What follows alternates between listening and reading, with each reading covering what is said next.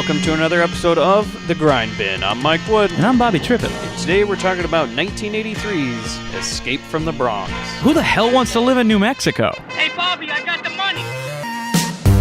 Dad, I made the team. But you're a hooker. Get that goddamn thing out of your mouth. I ain't said it, knocker. I don't know. Book ain't got no real rhythm. We're gonna play a little game, baby. I just love funny games. Get a little girl all hot and horny. This is Los Angeles. How the hell would women live? I'm horny. And maybe Daddy wouldn't have had to kill himself because he couldn't get it up anymore.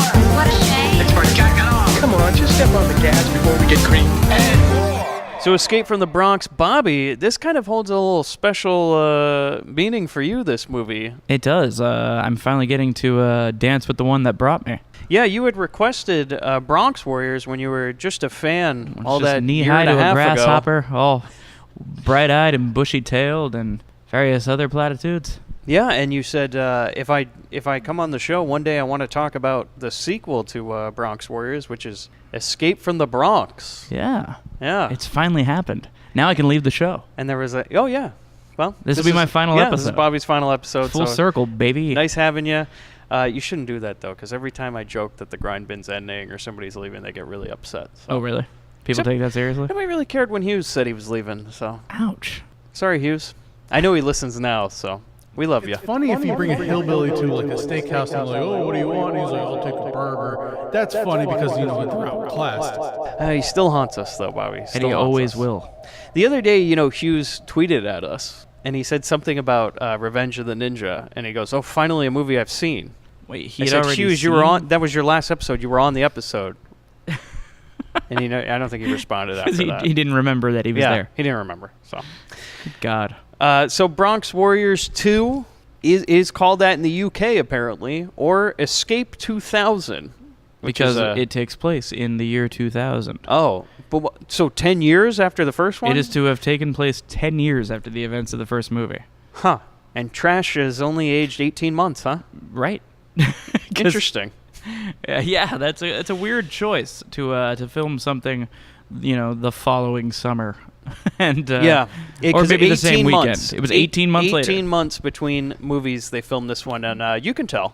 They just really scrapped it together and did whatever they could to make a sequel for a movie that I guess was successful. It was to us. I mean, I guess so.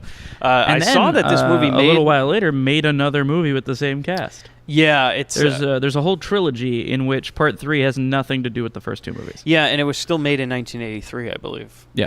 Yeah, so it was It's, just the like new Barbarians, even quicker. which surely will show up at some point on this show. Well, there's always summer sequel month 2019. I don't know if that counts so. as a sequel. Mm. We shall I don't see. know. Is that the Sopq one or no? No. Okay, he's not in that one. He's in some... He's in 2019 after the fall of New York. You lose track of all these Italian post-apocalyptic movies. It's hard to keep all these years, man. Yeah, you put a year in it, and then you say something about Warriors or something, Mhm. and, it works. So obviously we have to cover 2019 next year. Oh, that's perfect, yeah. January 1st. All right. First, I think the first show we do of 2019 should be after the fall of New York. There you go, yeah. We're coming back for You heard it here Sopq. first. Will he show up before then? I don't know. Oh, you never know with Sopq. Because all four of his He's movies always are somewhere, classics. lurking. So, yeah. We'll cover them all eventually, and then try to find him at his business. Yeah, we'll find him. He's like some sort of He's in Los Angeles, like glass bottle salesman or is he something. is he hand forging bongs or Yeah, something? I have What's no his idea deal? what it was. He's some sort of like medical case salesman or something. I don't know. We will find Yeah. him. So Escape 2000 was apparently the version they used on Mystery Science Theater for this movie, as they did Escape from the Bronx. Mm-hmm. A So- very popular episode of Mystery Science Theater. Really? So popular, in fact, that the DVD I have, if you read the back of the box, was written by someone who'd only seen the Mystery Science Theater cut of the show. That's what you want. Because he's right? getting the names wrong. It's Oh. referencing stuff that is just a joke in that episode and doesn't happen in the film. Like, fine work, whoever paid that guy to write that blurb. Well, I've never seen that episode. Really? I've really never seen much of Mystery Science Theater. So. That is mind-boggling. You just parted my hair with this information. Yeah, Mike. I don't know. We talk shit on bad movies for a living. Yeah, I have problems listening to other people do it though. No one does it quite like yourself. Huh? No, I I don't really listen to Is it podcasts. a bit of a harrowing glimpse at what our listeners have to put up with? Yeah, Like you're like, oh shit, this is what it's like. This sucks. Oh no, this show is terrible. It's just I don't know. Like in my personal life, I'm very I don't like I said I don't watch comic book movies. I rarely see big blockbusters. I'm just kind of like a weird, I guess. Yeah. So what are you gonna do? You know, I thought Hughes was the curmudgeon. It's not that I'm a curmudgeon. I'll watch anything really. I just don't care. I find the things I like Mike and Wood I guarantee. stick to them. I guess. I don't know. No way other to explain it really. It's like your dancing ability. This is Everybody- where you live. This yeah. box right here. You know, what are you gonna do? Everybody always tells me like, "Oh, Mystery Science Theater is so great." I'm like, I'm sure it is. I just, can't be bothered. I guess, own every so. episode if you ever want to take that plunge. It's like one of those things where it's like, I should have got into it years ago. Now it's Yeah. it's too late. Well, whatever you do, if you try it, don't try the new series on Netflix. Oh yeah, no It's, good. It doesn't have that certain joie de vivre that the old one does. No. Hey, Alistair. I'm just weird. Like I told you, I'd been watching, binge watching in the background while playing video games, old episodes of Iron Chef Japan. That's pretty That's awesome. though. dubbed. Love it. I mean, as much as I love Mark Dacascos, the old one's good. Oh man, that's where it's at because every battle is like a Street Fighter epic, and they got guys from factions that are facing other guys, and they're like, we won't be ashamed again, and everything. It's like, man, Man, it there's a lot of sounds stakes. like the Bronx Warriors. It is. There's a lot of stakes involved with every match, and like, man, at the end when they're judging, guys are sweating, and there's like the Iron Chef wins again, and the challengers, they always look pissed, and they're going back to their restaurant shamed. They do the countdown screen like Street Fighter 2, where they show the chef bleeding from the face. Well, one of them I saw, Dun-dun-dun-dun-dun. it was like a sequel one, and they're like it was the oldest Chinese restaurant in Chinatown, and he's here to avenge his mentor who lost on Iron Chef. It sounds like Jack Burton's gonna roll through this. I'm telling you, dude, it's epic. And you watch it under the right circumstances, you're like, dude, this is some serious shit, man. Well, I will go home and watch it under those circumstances, Yeah. Mike. And it's always weird. You always watch the weird ingredients, like battle cabbage. Why didn't we And call I'm this podcast Battle Cabbage? Yeah, I'm like, I want to see you make 5 dishes from cabbage. Do it. I was watching Battle Beef Jerky last night with my wife, Battle beef jerky. and believe it or not, the Iron Chef fell. Wait, was this Iron Chef America? It was Iron Chef America. But, What in the fuck? But yeah, the guest chef who claimed he'd never even tried beef jerky before Oh, liar. whooped the Iron Chef's ass in Damn. Battle Beef Jerky. Yeah. That seems like a weird one. Yeah. Anyways, yeah, that's how I spend my time. Instead of watching Mystery Science Theater, You watch I'm Iron watching Chef. dubbed Iron Chef Japan. So this movie, though, shot roughly in 18 months after the first Bronx movie. Apparently, the director stated he was disappointed with how much muscle mass Mark Gregory, who plays Trash, had lost between shooting. Because this is post Bronx Warriors, but pre Thunder Warrior, is it not? I believe so, yeah. Of the 4 movies that Mark Gregory did, because Yeah. he's jacked to the gills in all those other movies. Uh, This is his leanest look. And we do know that the director is, like, personally obsessed with him. Yeah. Because even now, today, as we talked about in the Bronx Warriors episode, he is, like, looking for Mark Gregory and still trying to find him Yeah, today. I know. The interview I saw with him ended with him being like, "If you're out there, I miss you." Yeah. I hope you're doing well. I think, yeah. He's the one that got away. He's the Great White Buffalo. Yeah. He's definitely the one who The Great got White away. Trash. Yeah. So Mark Gregory, who plays Trash, we'll get into the cast in a second here, but really, a lot of people are so many Grindbin All-Stars in this movie. There's really nobody worth mentioning that is new. I only have one actor, so. I presume the one actor you have is Antonio Sabato Sr.? No, but you can tell me all about him, so. Well, Antonio Sabato Sr., who plays Dablon, leader of the Resistance in this film. Significant character in this As I movie. write, Earring Man is what I wrote in my The notes. mighty Earring Man. Yeah. Most famous for being the father of Antonio Sabato Jr., who you may know from single episodes of every damn TV show that ever existed. It's just like if you needed a guy to fill in for an episode, you got him on call. So. Absolutely. So the crew of this movie, Grindbin All-Star, Enzo Di Castellari, But of course, my man. director and one of the writers, and then Bobby, fuck you for this next one, Oh. the co-writer of this movie. And you knew this. You knew this going in, and you still fucking did it. You could tell by my smile. Tito Carpi. Fuck this guy. Grindbin All-Star Tentacles. And, there's a lot that's involved that has... there's a lot of similarities, I think, between this movie and Tentacles, because it makes no sense. Right. And we can thank Tito for that. Because astoundingly, this one seems less linear and less sensible than the Bronx Warriors. It's like if the Bronx Warriors was written by the guy who wrote Tentacles. Oddly enough, it feels like you Yeah. let the Tentacles guy get his tentacles around the Bronx Warriors, and this is what happens. And then all of a sudden we're, now if only it had Shelley Winters in a big hat, I and think we're finding out who John Huston slept with. that should have been how this movie ended. The new leader of the resistance, Shelley Winters in a big hat. She should have been a gang member. The problem is The we'll big get hats? into it.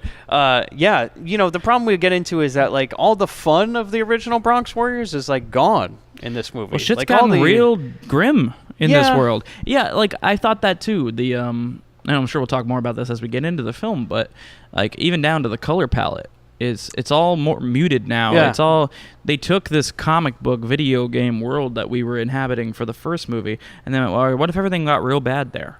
Yeah. And what if It's like Zack Snyder took it over. Yeah, kinda exactly. turned it This is into- Zack Snyder's Bronx Yeah. Warriors. Yeah. I think I know what you thought of this film already. No, we'll get into it. I had fun. So the cast, Mark Gregory, he plays Trash. We already talked about Grindbin All-Star for the original Bronx Warriors. I hope one day Grindbin Hall of Famer. I think we should cover every one of his films. Oh, really? Well, I think probably he should stand. all four of I them. think Him he and should stand. Sopku. He and Sopku should stand bare shoulder to bare shoulder. Henry Silva, who plays Floyd, as I just write, basically bad guy in this movie. Yep. Grindbin All-Star, Chained Heat, and the bad guy in the Gary Busey classic, Bulletproof. Yeah, Butthorn. Now what? He's quietly working toward becoming a Grindbin Hall of Famer. I think Henry Yeah, Silva might be our counter Bronson. Silva's pretty great too. He has a lot of movies he starred in that we have not covered, but definitely are bin-worthy. Oh, we'll be seeing a lot more of him in the future. He's prolific, and I gotta say, definitely the best performance in this movie. He's basically just because they killed Vic Morrow in the first movie, they're like, we gotta have a new Vic Morrow, hire Henry Silva. As far as killing Vic Morrow goes, this one wasn't as bad. Yeah, at least it wasn't, what's his name? Max Landis Sr. Yeah. You said it, not me. So apparently all of Henry Silva's scenes were shot in Rome. Fair. This movie was filmed, by the way, for 2 weeks in New York City. And How the then hell rest, did they pull that off? I don't know, but I think apparently... this is some future kill business. Yeah, well, like the we're running Bronx down is an not alleyway. nice, so... In the 80s, no. Yeah. But Because as I recall, the first movie came after Enzo missed his stop on the subway and ended up in the Bronx, and a shudder went down his spine, and he suddenly realized trash was coming. Yeah. Well, if he had anything to say about it, Oh, yeah. I'll be here all night. Zing, zing. Yeah, so all his scenes were shot in Rome, which was interesting. And, yeah, they briefly filmed for 2 weeks in New York, and the rest was just bring it over to Rome, and we'll finish this up. Rome, New York, it's all the same. Also, a lot of miniatures, so... Actually, yeah, quite a bit. Giancarlo Prete, who plays Strike. Okay. He's great. Now, again, don't know if I pronounced that right, but like I always tell you, just say it fast, and it'll sound right, Yeah. Oh, I haven't done this in a while. Nailed it. Yep. Italian actor, of course, No right? shit. With a name like Giancarlo. 1971. Giancarlo Bolafettuccini. 1971, Adios Compañeros, which is also called, I love this name better, A Fistful of Death. That's fantastic. 1972, Snow Job. Now, that could go one of two ways, Now- you know? Is it? They made a movie about my favorite G.I. Joe character? What do you think it is? What type of genre? Oh, I'm assume. Serious answer. I think it's a crime movie. Yeah, ski heist. Yeah. Yep. Oh, interesting. Heist on skis. Because I was thinking it was a cocaine reference. No. Snow it's, job. No, being it's a drug literal thing. snow. So they are running around on. Okay. Yeah, something about robbing something on skis. All right. Sounds great. Yeah. You know? I'm down. 1981, The Last Shark, Italian ripoff Jaws with Vic Morrow. Fuck yeah. Yeah. 1983, Warriors of the Wasteland. 1983, The Last Blood, which is a Rambo ripoff starring him, Giancarlo, and it's also called Tornado. I want to watch all of these. Yeah, I mean, they I've all seen sound Warriors great. of the Wasteland. And then he was in Lady Hawk, Really? which was Richard Donner directed and has Was that Matthew his, Broderick and Rutger Hauer. Was that his closest to the mainstream that he's flown? Yeah, that was it. Otherwise, it's all Italian movies, nothing you've ever heard of. So before we get into the movie, there's one piece of trivia for you. The death toll in the uncut version is 174. That is the most noticeable difference between this movie and 1990 The Bronx Warriors, is the death toll is through the fucking roof. Yeah, but you know what the great thing is? Like, if you just put a man in a helmet, you can kill him 100 times and nobody will know it's the same guy. Sometimes the same shot. Yep. I noticed that a few times. It's like, oh, they just mirrored that shot and Yeah, did the same. no problem. Put him in a spacesuit, you know? There are 110 killed by shootings, 40 explosions, 9 flamethrowers, 1 stabbing, 1 off-screen kill, 4 unknowns, 6 electrocutions, 2 bashed in the face with a helmet, and 1 face turned to red mush after being hit with a shotgun butt. And a manhunt for Mark Gregory. So there you go. Now we're into the movie. Before we do that, Oh, here it comes. let's take a listen to the trailer. All right. It's a good one, huh? Either it's a good one or Bobby just said that and Or I'm you can leaving cut it that in. part out. Will I? Probably. We'll find out. Attention! Attention! Abandon all buildings. This is a final warning. The Bronx is a public disgrace. The Bronx is a plague. Who the hell wants to live in New Mexico? They're all lies! People are being slaughtered in there, exterminated!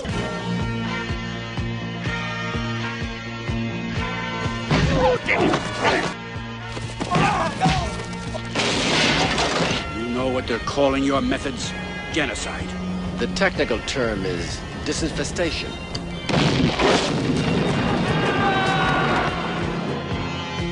So we get into the movie. Love how it starts. There's a sign and an announcement. So somebody's saying, leave the Bronx, leave the Bronx. But the sign says, leave the Bronx, sign up for a new house in enchanting New Mexico. Ooh. All right, that is very far. It's a tall order. Yeah, that's like, well... Leave right now and go move to New Mexico. It's like, well, are you providing the transportation or... We're on the West Coast and I wouldn't do that. Yeah. Oh, absolutely not. Well, and I mean, I'm mainly sure... because, I don't know if we have any listeners in New Mexico, but if we do, move. As Bobby said about Florida, he's also putting New Mexico on blast tonight. Oh, yeah, I got a long list. Oh, man. The only thing I know that takes place in New Mexico is Breaking Bad. That's about it. And Thor. Oh, okay. Land of Never Enchantment. seen any of it, so...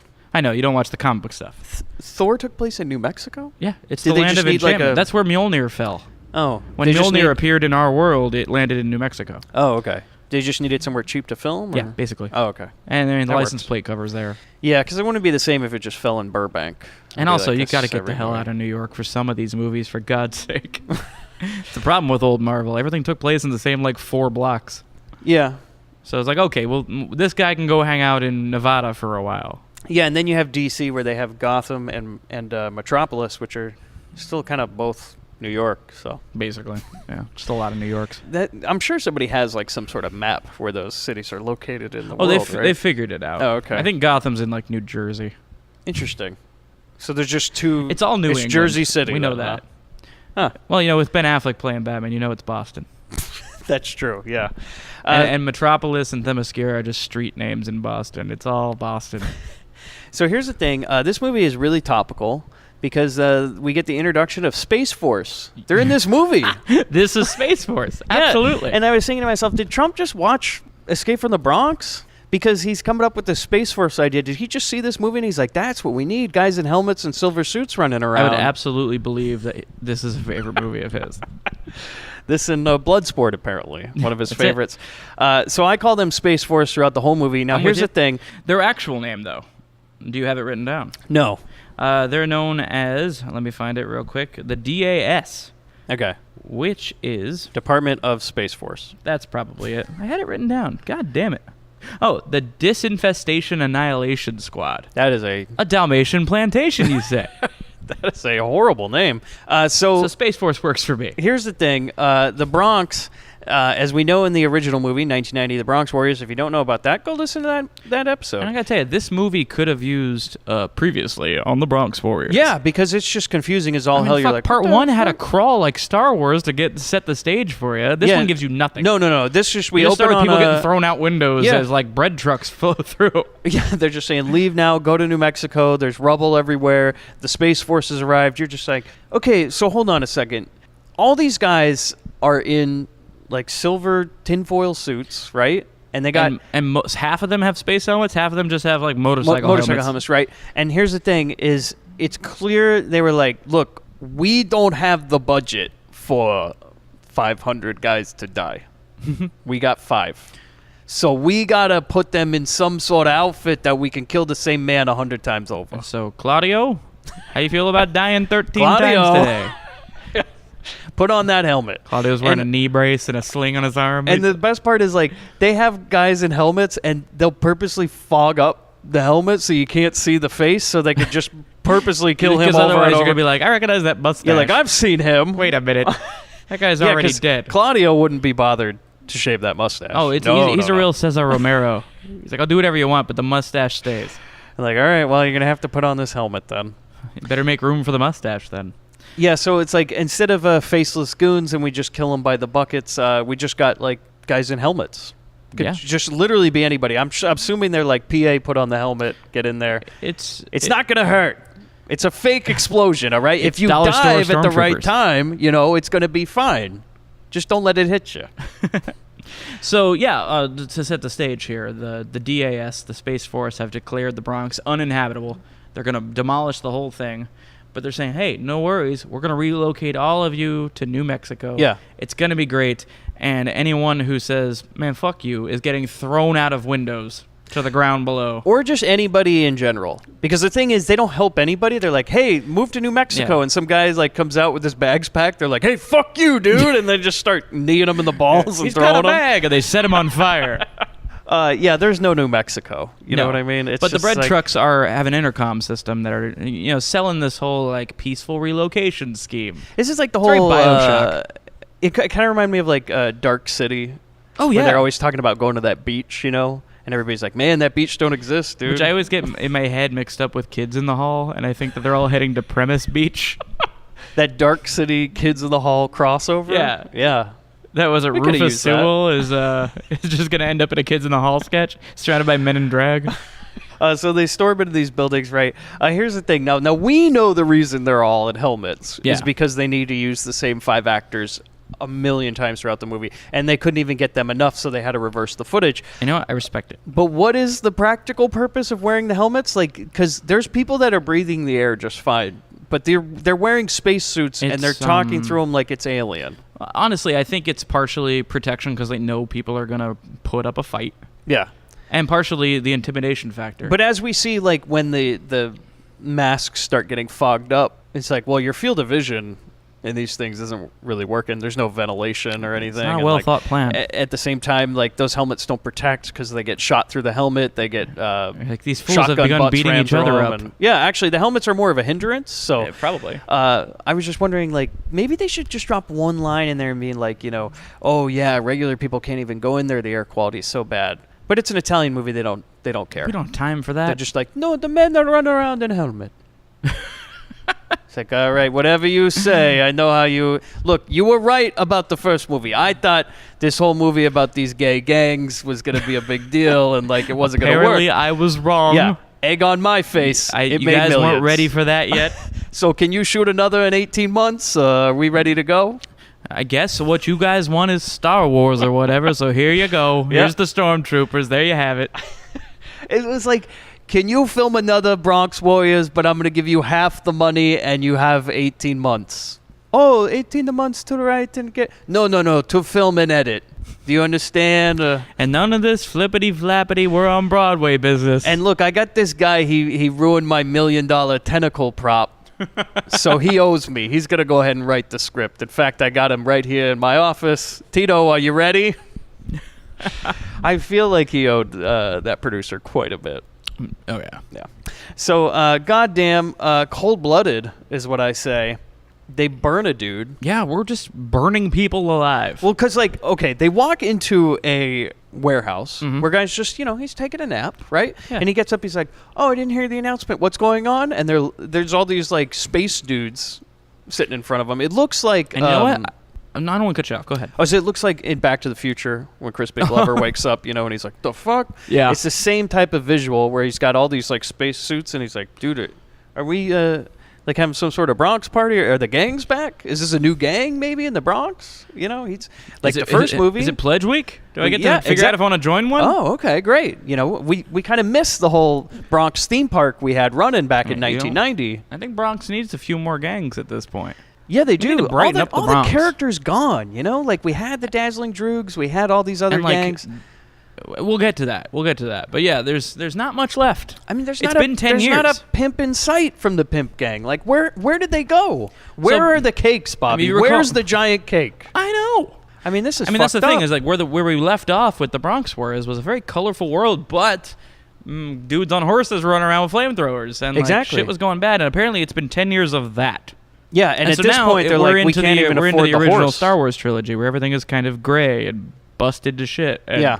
and everyone's sad. Yeah, guys on horses with flamethrowers. We can't even get the horse anymore. Just the flamethrower. And it's like, man, we're living in a sad state. Bronx ain't what it used to be, Mike. Yeah, exactly. Fuck, man. Times were better, you know. It was good back then. I know. We all had Technicolor blousy shirts. We looked like I know, seven you know, brides for seven brothers. People were excited to be in the Bronx. They're like, oh, you know, you got to get that Bronx map. Like we said in the original episode, you got to get the map and you walk around and you can see all the different gangs. And they all put on shows. They're waiting for the tourists to come into their area so they can put on the performance art. Now it's just like a whole hodgepodge. Things and are like, tough all over, man. we only have like one outfit left from the old gangs and everything. It's just gotten to be a real bummer. Something needs to be done. I You know. know? Where's Trash when you need him? Exactly. And that's the big question here. What happened? Where is Trash? Where are the riders, Mike? Yeah, where's the whole thing going? Yeah, exactly. Well, we'll get into that in a second. So anyways, they burned this guy because Yeah. he's like, oh, do I go to New Mexico now? Where's the bus? Ah! And they just burn him. There wasn't even like a good quip of, I gotta warn you, New Mexico's hot. Now that would be great. But it's all right. It's a dry heat. But instead they just burn him, right? Yep. He's dead on the ground, charred, still burning, and then they give him a few more just for good measure. And I'm like, dude, come on, man. Take it And easy. he's already a fucking burnt hamburger. You need more? Shit. You already won the match, Scorpion. You know, that's the thing, too. Like you're saying, you could have had a one-liner at that point where some guy goes, did I tell you New Mexico's hot? And he burns him again, right? But because No. he's got his helmet on, the other guy goes, That would have been great if the American distributor's like, we got to, like, sweeten this up a little bit, you know, because the first one was so much fun, and this one, I don't really know. There's nothing really going on. Oh, God, just ADR jokes for all the helmeted guys. Couple Wilhelm screams. Yeah. Yeah, it would. It made him, You know? made him enjoyable. It's a you cut know? I think I'd enjoy. Yeah. So lots of people in a control room, helicopters, directing people around the Bronx, and then, oh my God, Bobby, there he is. In the distance. The low-budget version of the Riders, which is just trash. Well, the riders are gone. It's been 10 years. Everybody's gone, They're all dead, man. I guess. And, like, and you where's actually Corn Dog? have the moment of like, hold it, I see something. It's Trash. Yeah, the guy in the helicopter's like, it's trash. Get that son of a bitch. Yeah. I'm like, oh, and geez. Trash has been living on his own. Hasn't aged a day. He's the Peter Pan of the Bronx. Absolutely. Has not aged a day. I would believe that he is the Peter Pan of the Bronx. That he's just a boy forever. Yeah. The Flies sweet, around. supple Yep. 17-year-old forever and ever. Oh, that had to be rough too. That like not only has he lost muscle mass, but now he's a legal adult. Sorry, Enzo. I don't know. It's not the same. you I know? just not feel it anymore. That's why the movie's so sad. He's just like kind of like. oh, the entire tone represents his feelings toward Mark Gregory. You can see it showing up. He's like, so are we going to do the dance number, Giancarlo? Or, I don't know. I don't just- feel it. He squeezes his bicep, just like, Whatever. I guess. He's like, do you want the Droog costumes again? You want this? He goes, I don't know. Just put just put on an earring. old shoes. It's fine. Movie going to be gray this It time. doesn't No matter. color. Wear a jacket. No fun. Like, Enzo, come on. No. Okay, so apparently they've been looking all over for him, right? They know him by name, the Peter Pan of the Bronx. Mm-hmm. The helicopter flies down, right? And I said, even though the music is eventful, the scene is not. Nothing's happening. Because Mark Gregory cannot be bothered to pretend like there's a helicopter chasing him. Nope. All right, the Mark, helicopter. And he's like, okay. And the only remnants of his time with the Riders is he now has the Riders symbol on his tank top. Yeah, So and the bike. He's rocking like a sweet Stone Cold Steve Austin tank top now with the skull. It says Trash 316 on it. Yeah, he's giving everybody stunners. Oh man, But if there was the a part most where the most he- flamboyant stunners you'll ever see, like those high kicks going in the air. Oh as he yeah, drops. yeah, definitely. It's like a ballet stunner. It's It's beautiful. just lovely. You'll, Yeah. you'll never see anything like it. It's like watching a double rainbow. So Trash can barely care enough to even dodge the bullets. He's just kind of like, eh. I'm gonna stand here and you're gonna miss. And I did love Well, one 'cause, part. you know, you got to give a little to get a little. If Enzo's not feeling it, Trash isn't feeling it. No, nobody's feeling Mark it in and this Enzo movie. really had a falling out here. Like it's just not. It's like it's Henry not the- Silva's like, if are we gonna act, guys? Like he's ready to go. You know, he's like, this is my big time. Like I get to be a bad guy in this movie. I'm in the shoes of Vic Morrow. And Enzo just walks over and puts on the record. After the love is gone. So Silva basically carries this movie. On his back. Yeah. So I do love this part though. Is while the helicopter chase is happening, right? There's this very uneventful helicopter chase where a helicopter's chasing a man. Like this is something out of a Rambo movie. You know when he like gets into that tank and it's helicopter versus tank. Absolutely. The fight we've always wanted to see. And this one, it's like Trash is gonna run from the no, he's gonna walk from the helicopter. And I like this. He walks behind a bunch of metal tubes and he points his gun through it like he's gonna shoot the helicopter. I'm Yeah. like, and by his Trash. gun, this isn't like the fucking 50 cal from Yeah. Rambo or No, that, no.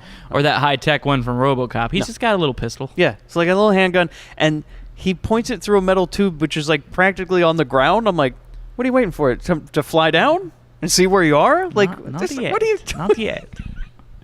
And so, no, he just shoots. What happens? He fires a shot up at the helicopter. Yeah, it's like Sean Bean in The Hitcher. Yeah.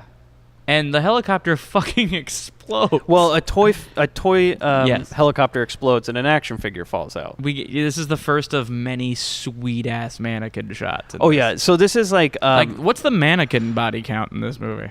110. It's 110. It's the It's just- mannequin goes like stiff and like cartwheeling out of this helicopter as it explodes. They had like some crash test dummy they could use or something. Like it's just the same thing over and like, over. this is where we needed like a goofy woo. Yeah, because the way it falls out, it does like 10 cartwheels in the air. It's amazing. It looks like when I had like a M80 as a kid at a G.I. Joe. You know, that's what it looks Yeah. like. I was like, oh, I have footage that looks exactly like this. I should cut that in one of my movies, you know?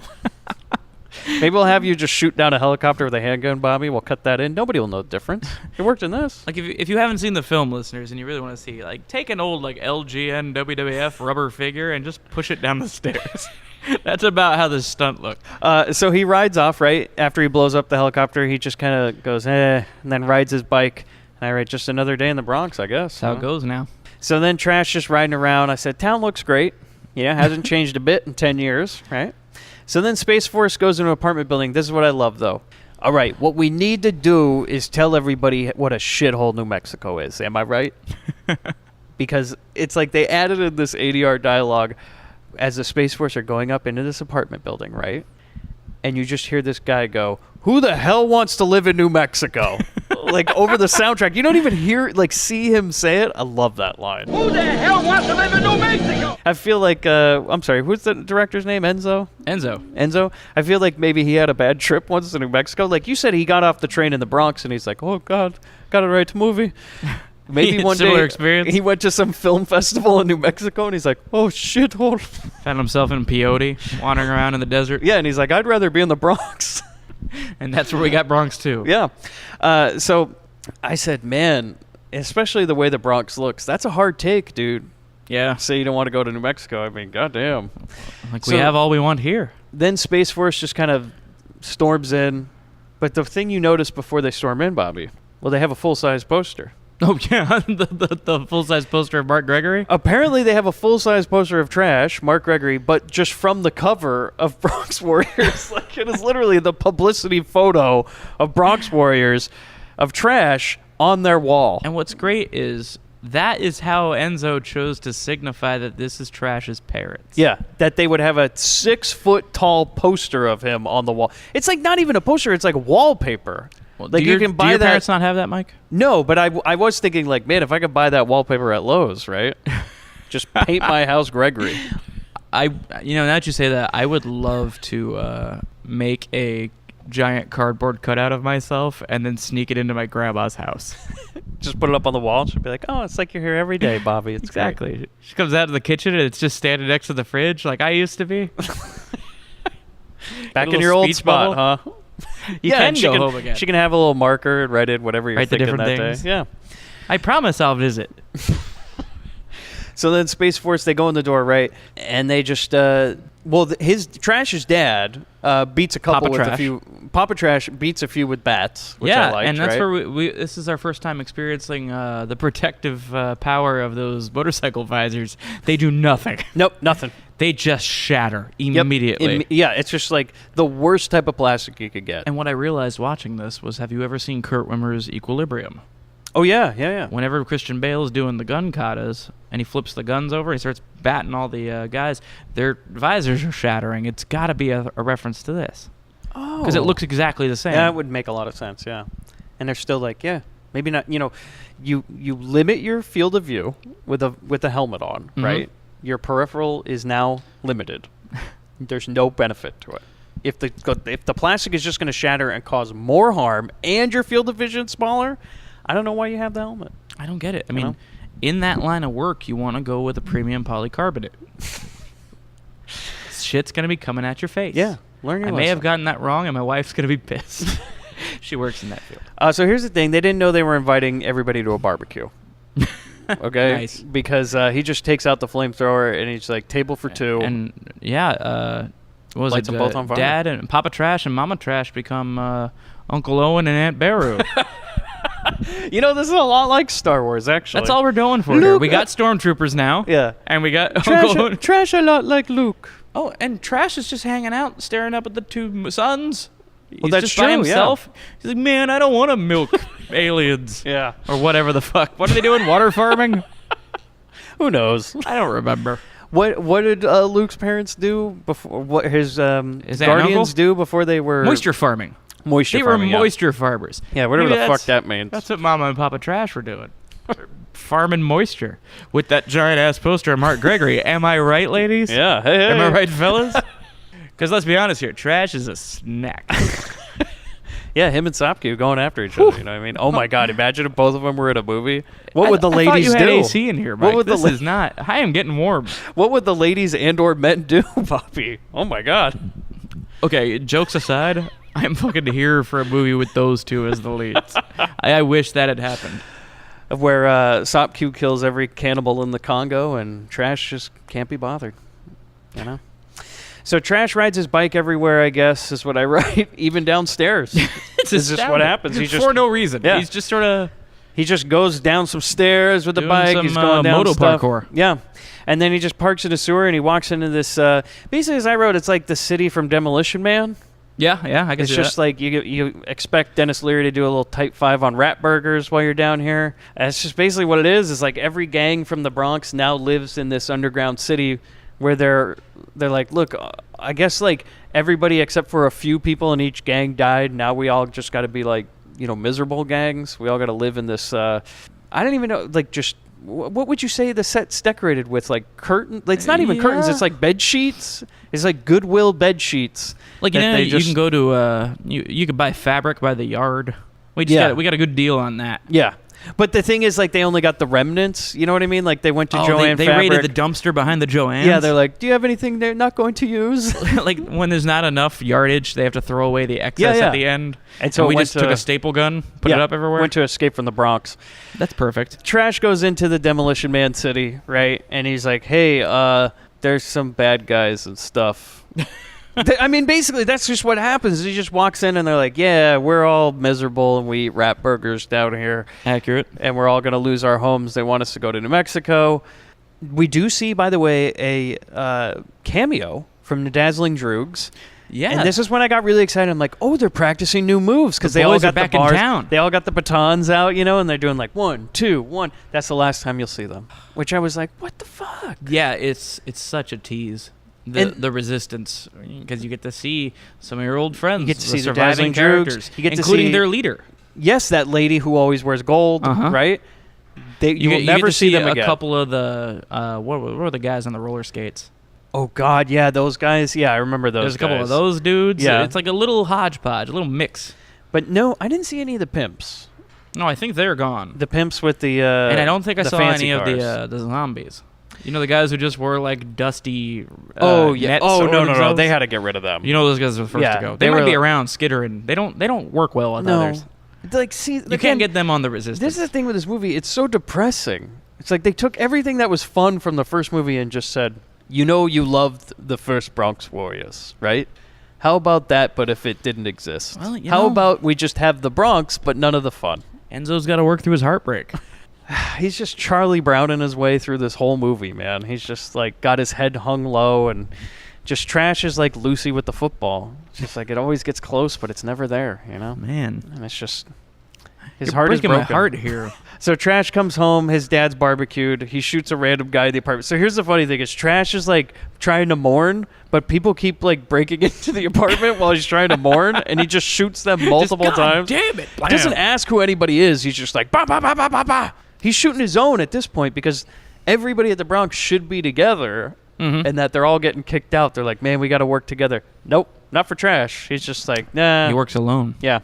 So then he sees basically his aunt and uncle, like from Star Wars. They're both charred beyond belief.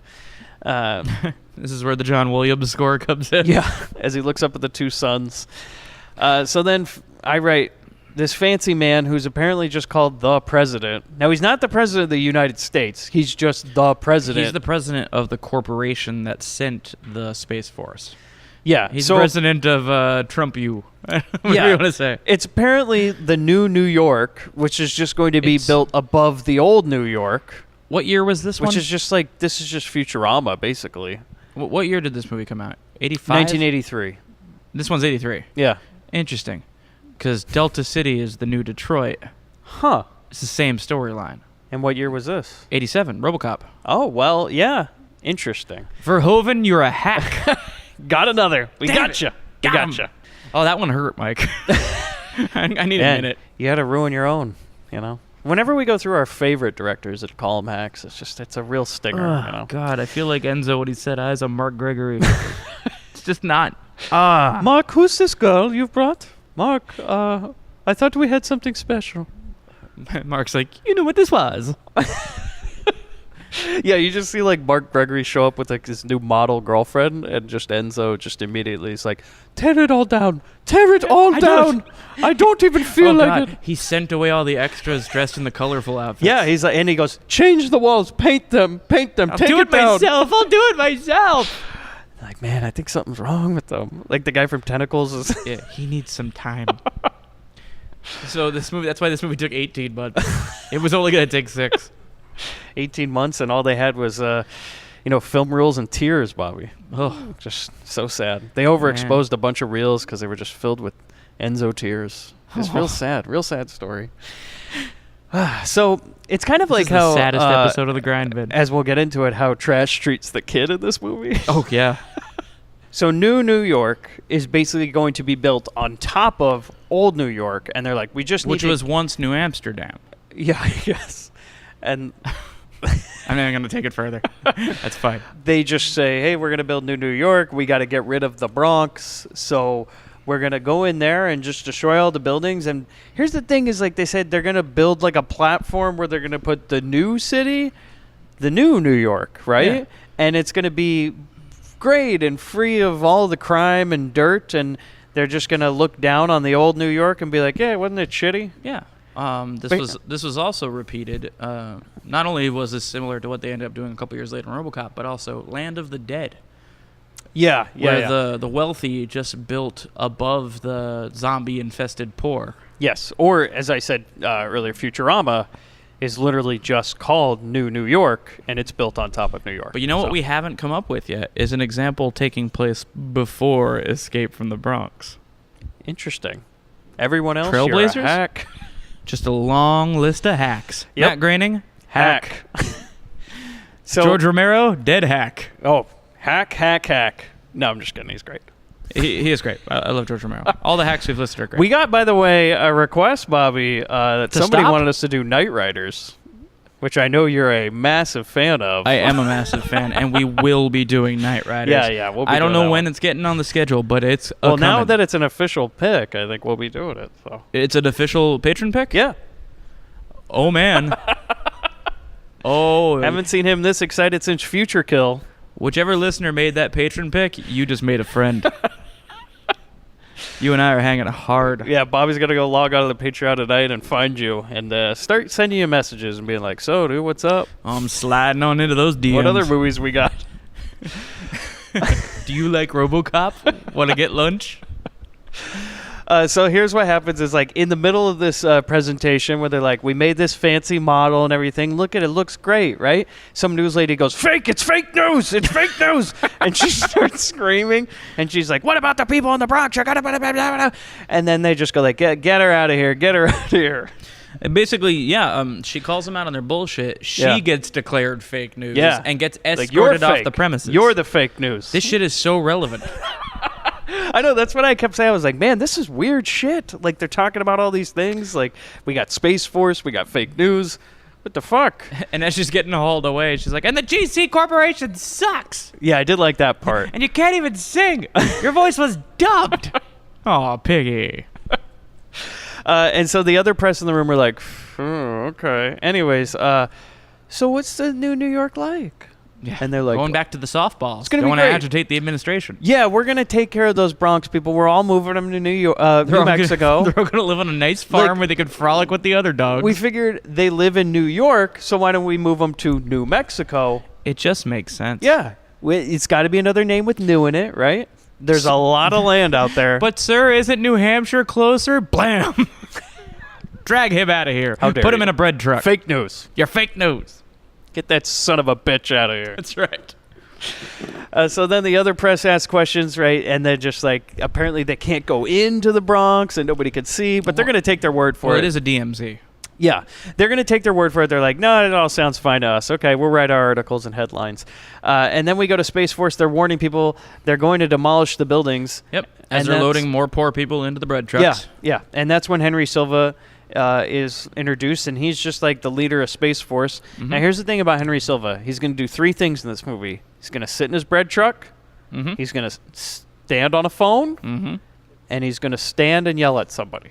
That's Pretty much. all he does. One of He the first- literally yeah. does not do anything other than stand, talk on a phone, or sit in a chair. Absolutely. One of his first interactions, someone says, hey, what's the word from headquarters? He responds, fuck headquarters. All right. Okay, well, don't know. Hey. So we should just like keep walking around doing nothing, or Like Enzo's like, and action. He just goes, fuck it. I was like looking at the script, like, that wasn't... I think that's just Enzo. Actually, he's like, Enzo, what's my line? He goes, fuck it. Oh, okay. So I'm just supposed Enzo to. tearfully scribbled the entire monologue that Henry Silva was supposed to say and just wrote fuck headquarters above Yeah, it. yeah, and he's like, oh, okay. I guess this is the new script notes today, or Enzo. And he's gone. All right, I guess I'll direct this movie myself. Action. I'm Henry Silva. All right, we're going to start in tight on me.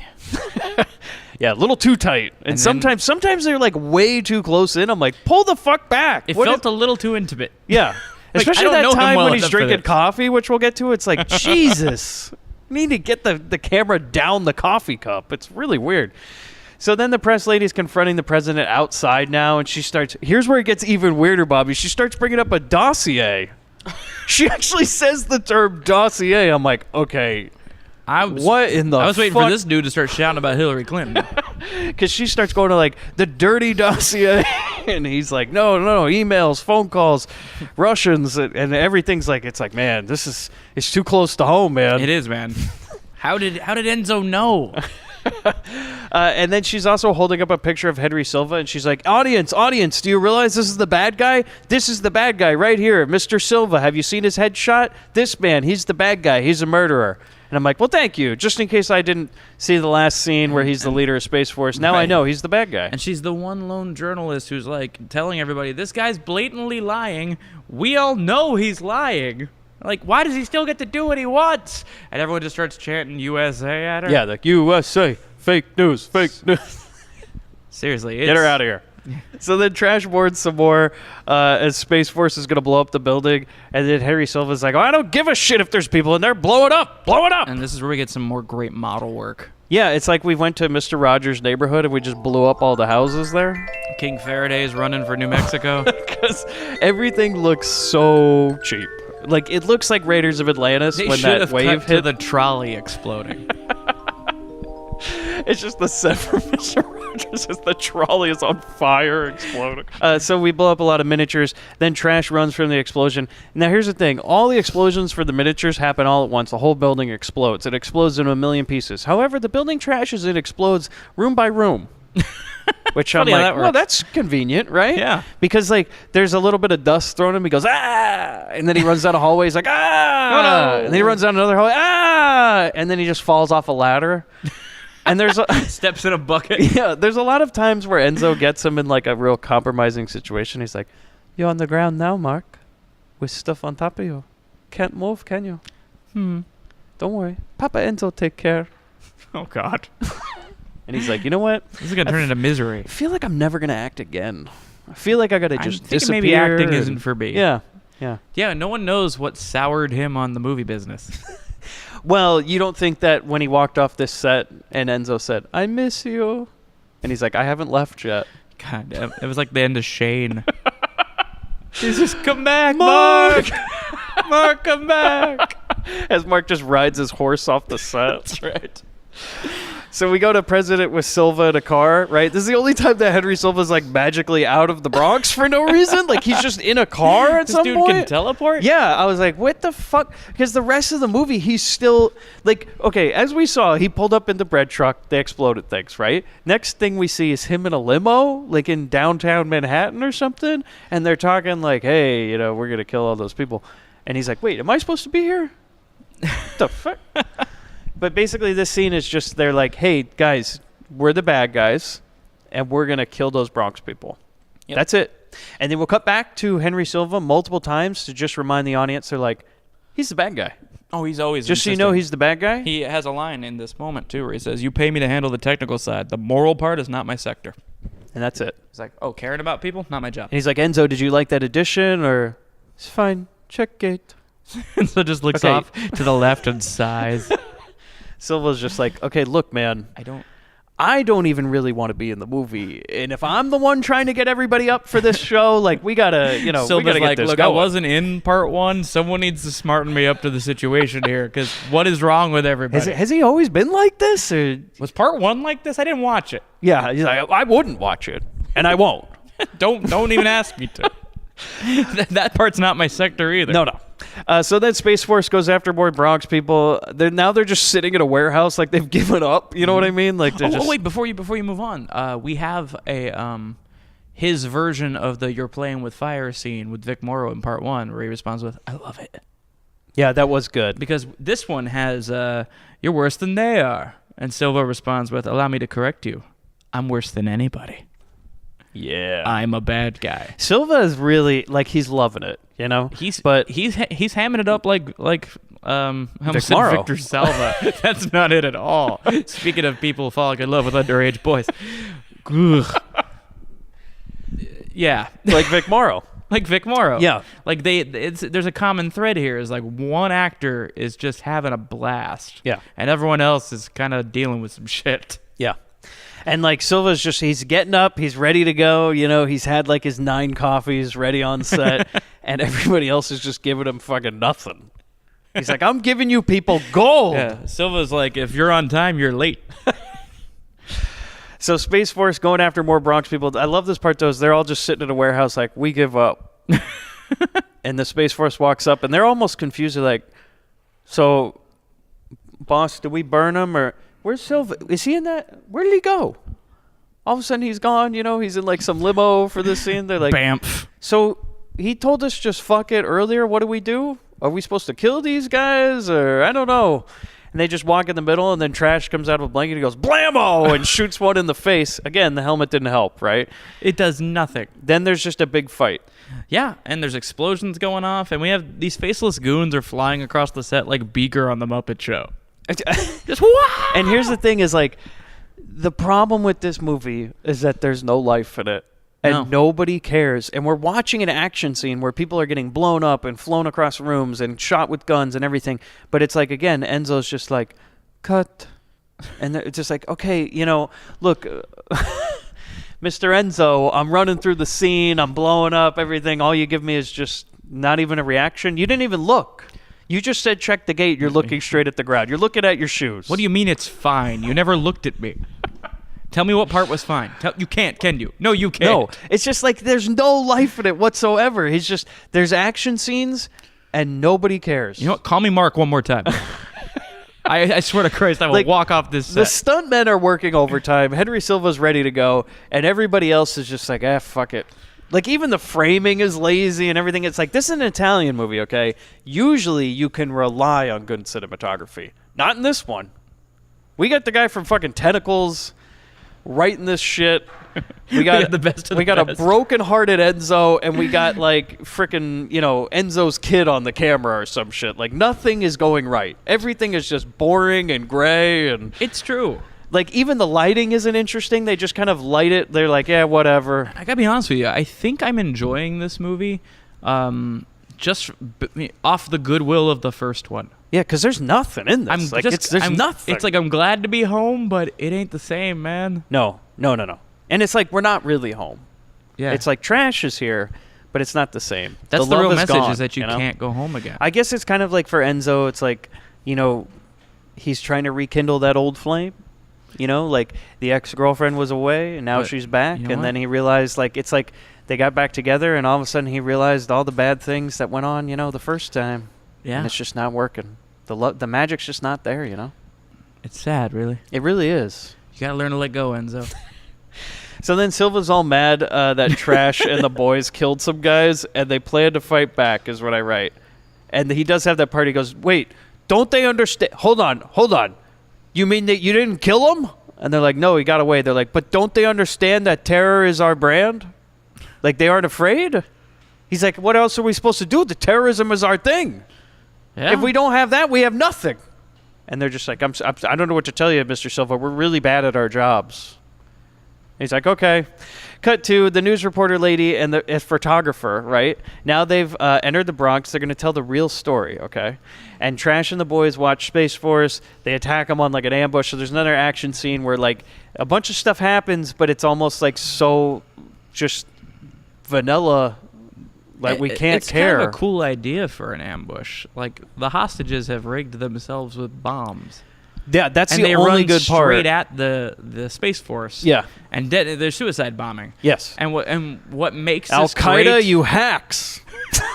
add them to the list. What? So we got Paul Verhoeven, we got George Romero, we got ISIS. They're all hacks. Hacks. What makes this great and not horrifying to see is yet again department store mannequins suddenly blowing up. Yeah. And there's no blood for most of it. It's just like pieces of plastic plugged in there. We get in close and we slow down the frame rate so we can really take in the explosion and the grit of it. But in doing so, we make it so painfully obvious that there are no facial features on these things. There's literally just a blank face. Like Dick Tracy's going to be chasing this thing around. Enzo, we can tell they're blank face. Enzo, he's gone again. He's gone.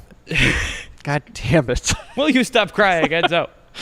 So then the photographer, I like this. He's getting pictures. He's like, man, we're going to tell the real story. And then some guy walks up behind him and burns him. And here's the thing. The news reporter lady is not even that upset. She just sneaks away like, oh, whoops. I better get away from this. Yeah, she's like, uh-oh. She doesn't be implicated in this. She's like, nobody saw that, right? No witnesses? It's like Spinal Tap losing a drummer. You see her go back. She's just like, oh, yeah, that photographer guy. I think, like, something happened to him in the Bronx. I don't know. I didn't see it. Oh, yeah. They say it's dangerous over there. Yeah. Never saw him again. She runs from Space Force. Trash saves her. Then we just go back to the president and Silva. And they're like, you still can't catch Trash, huh? And he's like, yep, nope. He goes, audience, do you realize that we're the bad guys? We're just going to remind you every 5 minutes that we are bad. He's going to start wearing a shirt that says bad guy, like he's one of the Penguins goons. That's what they have to do, like every 5 minutes. They're like, just so in case you forgot, because our audience is real dumb. So, like, they're really anticipating that we can't tell who the good guys are in this story. Yeah. No, they're like, trust me, that was everybody's complaint about the first Bronx Warriors. They're too dumb to know who is good and bad. So we got to remind them this movie every 5 minutes. And so then they just talk about how hard it is to catch Trash and the boys. It's basically what they're like, man, he always gets away. I don't know how he does it. I don't know. The Roadrunner. He's just, yeah. They're like, all right, well, I guess we'll try again, huh? Go to the underground city. The news lady's like, hey, we need to, like, everybody needs to work together because Space Force is going to take this place over. And they're like, okay. That's it. That's basically what happens. She's also like, she goes, I was born in the Bronx. And they're like, oh, okay. It's great. You made it out, huh? You're one of them, huh? Now you come crawling back trying to save the rest of us, huh? You know what? We don't want you. Leave. That's right. Go back to your little ivory tower, okay? We don't care about you and your fake news. She's like, fuck, you too? I can't get any respect anywhere. They're also, let me tell you. She brings up the dossier again. They're like, yeah, we've heard all about it. Mm-hmm. You know, we don't care either. Still pushing that narrative, huh? So then Space Force shows up. Bronx people prepare for the war is what I write. It's like a 5-minute scene of them just being like, let's get ready to fight. Except for Trash, who's just sitting in a room eating a bowl of porridge. So this three-bear, right? Like, he's just sitting around just, like, eating this bowl of food while the news lady's telling the plot. Mm-hmm. And she's just like, right, Trash, right? And he's just, like, spooning more stuff into his face. He's like, if I keep eating, I don't have to talk. Now, we haven't really gotten into Dablon, the leader of the resistance, Antonio Sabato Earring Sr. Man, as I call him. Earring Man. Yeah. We kind of, they introduced him earlier for a moment. I gotta say, he's the opposite end of the Silva coin. He's also trying very hard. Yeah, he's trying. Way. He's dressed like an ice pirate. He is. Oh my God, and he's you're right. just like Gaston laughing at everything. Yes. Like, hey, Dablon, where should we put these boxes? Ha ha ha! Box. Boxes. Oh, that's wonderful. Yeah. Put it over there. And then he's just like, come on, guys. Come on. Everybody in the cast. He's Let's trying go. his damnedest to get the energy up. Yeah, but no, nobody's having it. Because Silva's off on his own like bad guy tip, so he can't. Yeah. I Mark feel like he's eating lunch during a take. Seriously. Like, this fucker brought his soup to set. You know, there are ways to react to this when your lead star and your director are having a spat. You imagine him, he's like, put down the bowl. Mark, you can't eat during set. Mark, won't stop you talk it. to me, Mark? Stop it, Mark Mark. won't even look at him. And he's just staring into his bowl. eating his fucking Captain Crunch while he's just going on and on and on. Silva and Sabato are just shrugging at each other like, we're going to do our best. I guess we roll while You know he's what? going to eat. A rising tide raises all ships. Let's do this. What's my line? I think he was put off, like Mark Gregory was really put off when he went to Enzo's house and he saw that 6-foot picture of himself on the wall, on every wall. Oh, man. And was like, oh, I didn't know they made this in wallpaper. And he's like, they do now? It's a bit much, Enzo. This is going a little fast for me. We made one movie. So we make many more. I'm not sure. I need time, Enzo. So now the president's in his high-rise office. I wrote, just being a president with his cardboard-looking desk. Yep. Right? They just zoom in on him, and he's like, I think I'm important. It's a sub-IKEA, this material. This is a real, like, Citizen Kane shot where they, like, took out the floorboard, and they're like, this is going to be the one. Yep. Nope. They just zoom in, and that's it. And then Trash and the news lady, they come to talk to a guy named Strike, right? And this little kid holds him up with a gun, and this is when we get upside-down kid with a gun. Okay, this is where we get the best feud in the movie, which is between Trash and a 5-year-old. So Mark Gregory cannot have this kid around. He hates him. Not feeling it. The character of Trash can't stand this fucking kid. It's my favorite part in this whole movie is that there's always these scenes when he's like looking, he's like, why we need the kid? They're like, dude, can you just get off it? Like, he's a kid. It's going to be fine. The kid's here. Just deal But with he's always like going like, why do we need the kid? What's that kid do? Shouldn't he be in school? To be fair, doesn't that kid call him a slur the first time they meet? Well, that is true. Yeah, right. Like, he says, holds him up. He says, I got to see Strike, and that kid says, I gotta see Strike. Go back home, fag. Yeah. Which is like, you feel like Whoa. Enzo maybe added that in. And then Enzo's a little Mark's angry like, right now. all right, Enzo. Hey, dude, what? Hey. That's not okay. That's especially when he brought his new girlfriend to set. That's when he added that in. Oh. And it was like, yeah. Pepperidge Farm remembers. So then, yeah, apparently Strike lives in some underground apartment, and he hangs out in a confessional booth, which is even weirder. And this then place is completely booby-trapped, and that's where having like a 9-year-old on hand comes in handy. Okay, now here's the other thing, right? Oh, yeah, because this 9-year-old is just Kevin of the McAllister. Apocalypse. Kevin McAllister of the Apocalypse. What year did that come out? Christopher Columbus, you hack. You hack! Where are we going to put this list? We're running out of space. I don't know. This is going to be on the new Grindbin, the new Binnies thing. The Hack Awards. Oh, man. The Hackies? Yeah, the Hackies.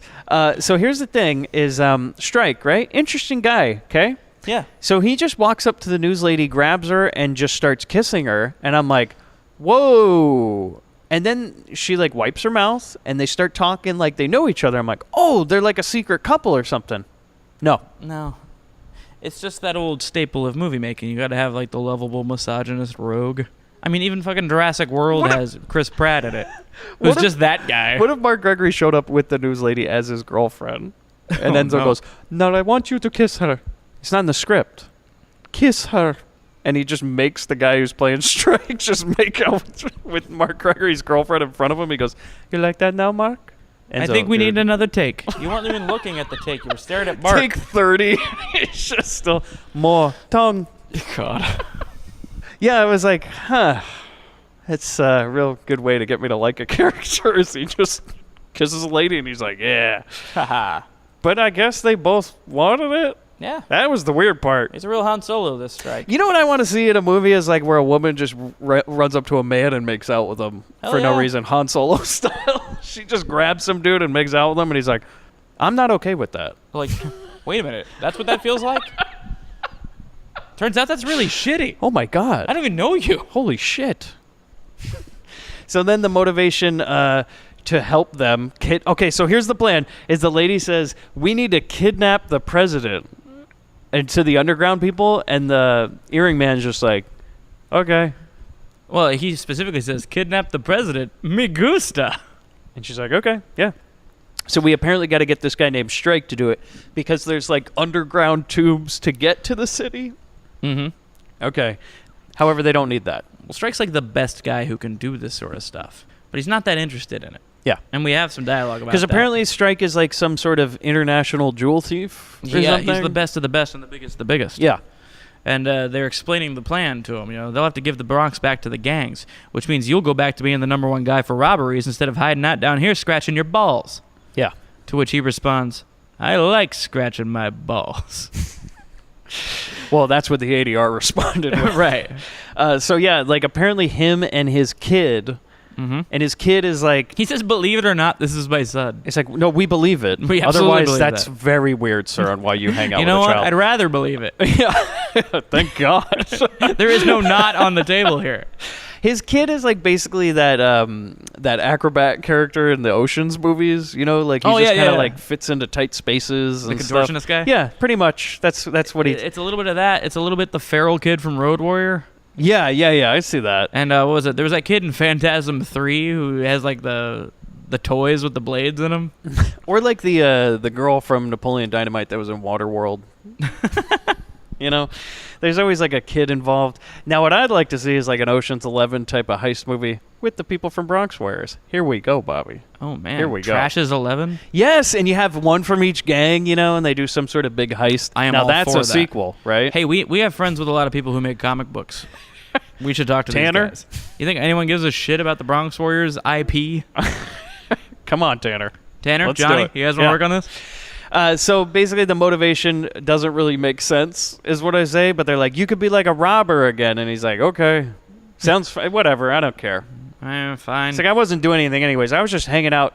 He's like, I hang out in that confessional booth because it's the only place I can jack off in this whole place because otherwise the kid is watching and stuff. So, like, I got to go somewhere private, you know? That makes and I sense. just tell him, look, Daddy's praying. Leave me alone. It's the most believable motivation in this film.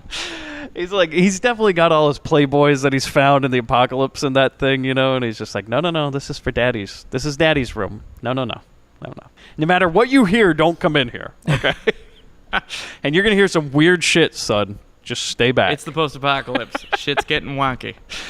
So the mission to kidnap the president is what happens. And guess what? They don't even need to go to New York because they couldn't get the set. They go to Rome. But here's the thing. They don't even need to go anywhere because the president comes to them. He literally comes to the Bronx. Odds? The whole time was like, we got to find some underground way to get to the city and like capture the president. Oh, wait, he's right too here. About how hard it is to traverse this underground stuff. He says there's more ways to die down here than there are in a Bruce Lee film. Yeah, but guess what? Doesn't matter. We don't even need to do it. Oh, never mind. He's Because right we here. walked through one sewer set in Rome. Apparently, and all of a sudden, the fucking Ninja Turtles helped him out. yeah, and the helicopter comes in, with the president, and there's like a news guy, right? And he's reporting, and this is what I heard at first, which I thought was so fucking weird, is he goes, the president's here to meet the New York governor, Malcolm Middle, is what I heard. I was like, what the fuck? Wow. It's Malcolm Riddle, apparently. Okay. But it's not when Malcolm he said Middle? Malcolm Middle, I'm like, Frankie Muniz, you... I was like, huh. No, I guess it's Malcolm Biddle, but it's sure Biddle? sounded like Malcolm Middle when he said it at first, and I was like, I what? think it's Middle moving forward. Yeah. So Malcolm Middle, which has the single best scene in this movie, is it just encapsulates all of Enzo's feelings while filming the movie. Is there's a part where they go, we're going to do the big breaking ground on tearing down the Bronx, and we're going to give the governor of New York, Mr. Malcolm Middle himself, the hammer. Who? And they give him this little hammer, and he goes over to a building, and he goes, It's, Grandpa in the Texas Chainsaw Massacre? Yes, it's exactly the same. The sort of ineffectual Mr. Burns with the bat. Yeah. And it just like taps a building, and it's like almost like he's like, ow, my hand, as he hits it. It's definitely Mr. Burns with the bat, or the grandpa in Texas Chainsaw. Best part of the whole movie. We laugh all the time. No one was ever better with a hammer.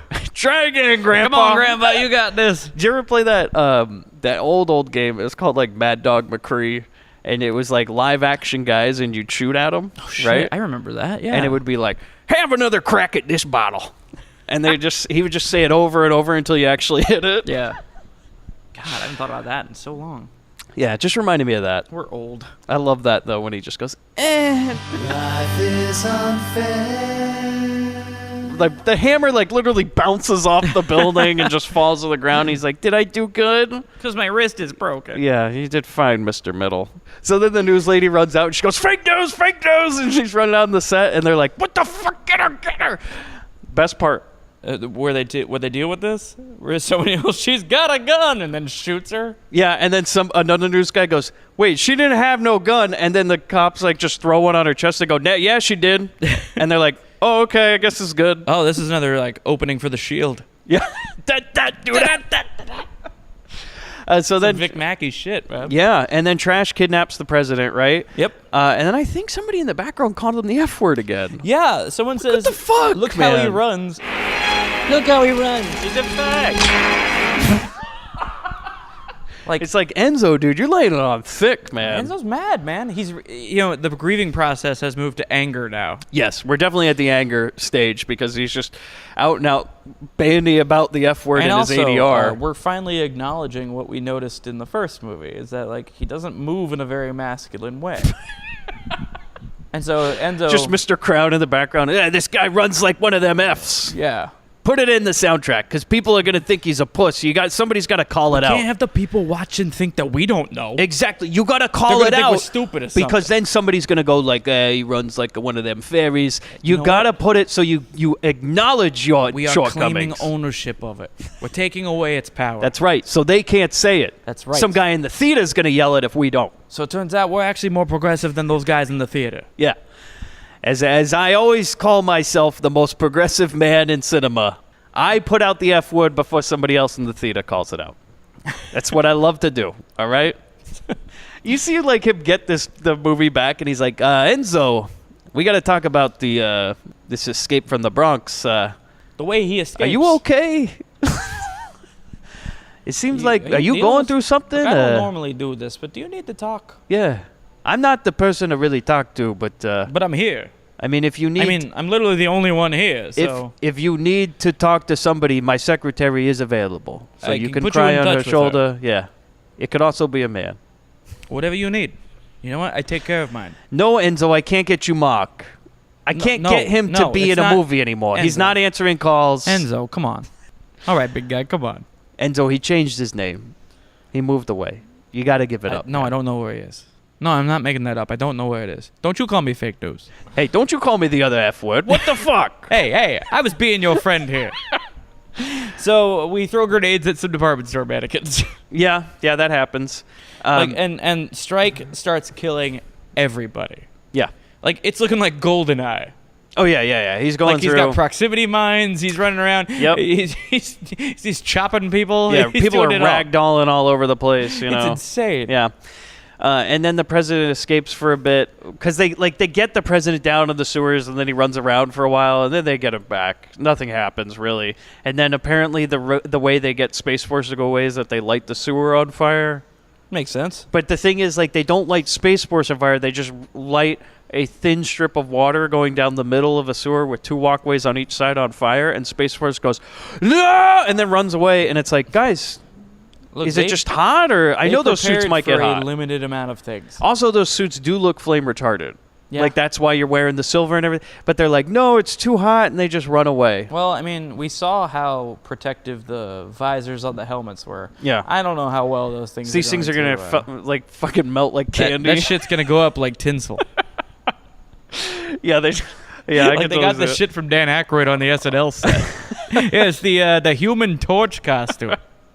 Yeah, it's like, Over here I got the bag of glass.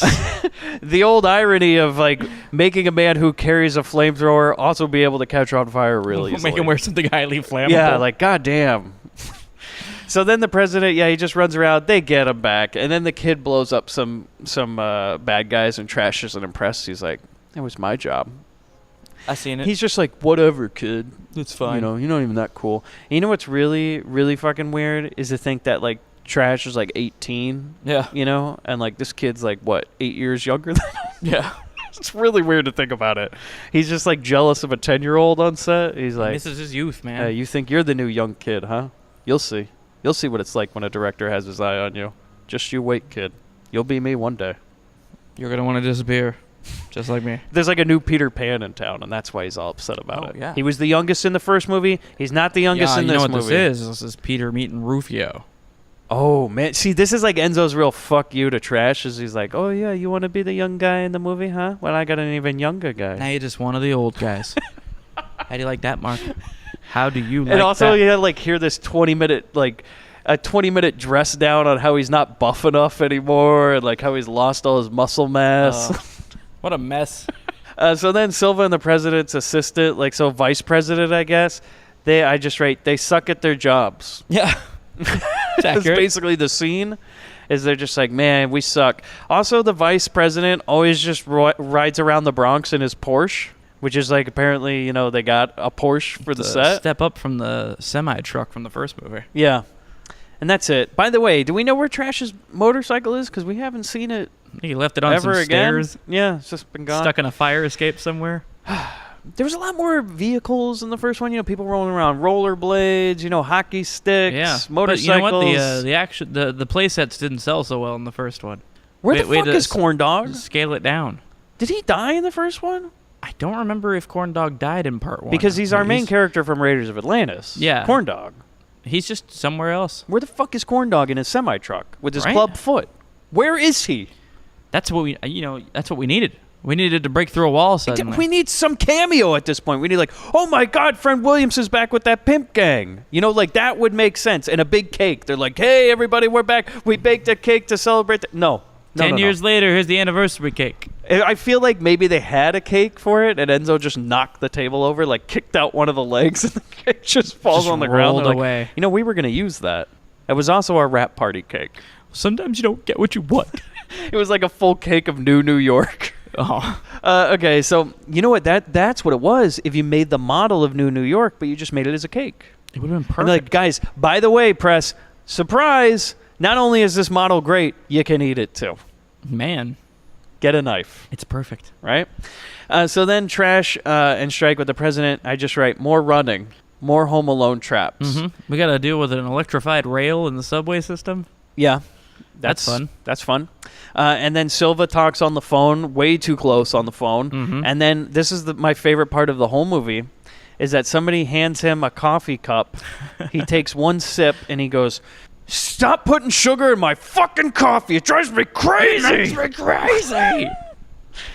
And I'm like, well, Silva's really, he's giving it his all. Yeah. That definitely wasn't in the script. He was just like, I'm going to go freewheeling. Oh, you Enzo, think that was did you an like ad-lib? that? Enzo? You think that was legit? That was candid? Yeah. Yeah, like they just. Fuck do you call that? Enzo, how many times do I tell you no fucking sugar in my fucking coffee? It drives me crazy. And Enzo just goes, Mark likes sugar. And so then we go to the vice president. All right, he's just writing notes. He just writes notes in an office, right, on a He's clipboard. a man of business. There's like a 3-minute scene of him writing on a clipboard. Then he sits down on that cardboard desk. He doesn't press any buttons on the phone. He just goes like, "Secretary, take a note," into like thin air with nobody around him, no intercom. Oh, this is like an Agent Cooper thing? Yeah, he just starts talking to himself. And you don't know if he's ever actually going to get that message back to his secretary? Oh, there's no message. He just goes, "Take down a press release." Yeah. Demon Cop needs to write a letter real quick. And he's just like, something about how the president's going to die. Because basically him and Henry Silva, they're like, look, so we're all in agreement. Like, we just killed the president. Like, we're not going to really save him. And he's like, yeah, that sounds good, right? Yeah. I'm like, yeah, because we don't negotiate with terrorists because I am the terrorist. Okay? Breaks fourth wall. Yeah. Bad guy. He's like, I'm a bad guy. I'm going to kill the president because I'm Henry Silva, man. And I don't like sugar in my fucking coffee. That's right. Okay. And now all of you are going down. So then we go to Trash and Strike, more running. Yeah. Just running from Space Space Force. Force. In this movie. Then Silva, I write Silva, mad, sucks at job, still on the phone. Trash then makes it back to the underground city. They all want to kill the president because like he brings the president back and they're like, "Oh, give me him, give me him." Yeah, I mean he brings Clark to Doubloon and everyone starts trying to beat his ass. Yeah, and the leader, Doubloon, just is like, guys. Hold on. We got the president. Let's use some leverage. He's like, look, I want to kill him too. I want to rip his face off and all that fun stuff, you know. And every line that Doubloon does, I feel like he's going to end it with, "Let's have a cockfight." Yeah, that would be the hey! And that's when Fred Williamson comes in with the cake. So he basically says, you know, we need him to negotiate. And then some lady runs in and she's like, "Oh my God, Space Force is going to attack." And they're like, okay. So then Vice President comes back with his Porsche and he's like, "Hey, Silva, how you doing?" And he's like, "Hey, we're going to pump the gas in that base right now. Right quick, okay?" Yeah, that's pretty extreme. Like they come rolling up with a gas truck. Yeah. Well, like a gasoline truck. Right. Which is what you think. You're like, I thought so they're just going to like more flames, right? They're like that's kind of their one move. Is like fire on everything. But no. Like they're actually pumping gas into it. They're going to smoke them out. Yeah. It's like some sort of mustard gas situation or something. Yeah, chemical warfare. And then just Silva... On just people. Yeah, they're just like, yeah, we're going to have to sacrifice the president for this. They're like, yeah, we're both on board. Then we go to the underground city and like Space Force pumps the gas in. Everybody coughs. Goons run in and shoot people. And Trash gets caught under some boards. Again, in a real compromising situation. He's just caught under some boards as the fight goes on. And then he just gets up from the boards. That was it. Yeah, and the president ran away. I said, more fighting. He bravely ran away. Oh my God, Bobby, that lady we saw for 2 scenes gets shot. No! Not her. Damn it. Oh, wait. Yeah, wait, we didn't even mention that newspaper lady died when she got shot earlier. We did mention that she got shot. I don't know if we mentioned that she died. Oh, no, they shot her dead and then planted the gun on her body. Oh, yeah, she's done. And then we don't see her again. That's a champagne You know, Mark rap. was like, wait, she was supposed to make it to the end of the movie. Like, her and I had like a love story and everything. He goes, not now, Mark. Not anymore. No. That's life. Sometimes lady gets shot. Be a shame if during the big fight scene you got trapped under some boards and just had to sit there. Yeah. He's like, all right, man, this is getting weird. And so then the president just runs into the open and he goes, "It's me, Clark! It's me! It's me!" And then Henry Silva just creeps up behind him and kills him. He says it's a pity we'll have to sacrifice Mr. Clark. And he just because runs up. Part of their plan is to turn public opinion against the kidnappers. I don't really think the public cares. Not really, but like, it's just one of those You moves. lost him at dossier. Like they're like, I don't understand that word. Something about emails? I'm done. Checked out. You know, it's a worthwhile move though if you can get the public to think that they are against the anti-fascists. That's the real problem here is these damn anti-fascist people. Exactly. Yeah, they're the real thugs.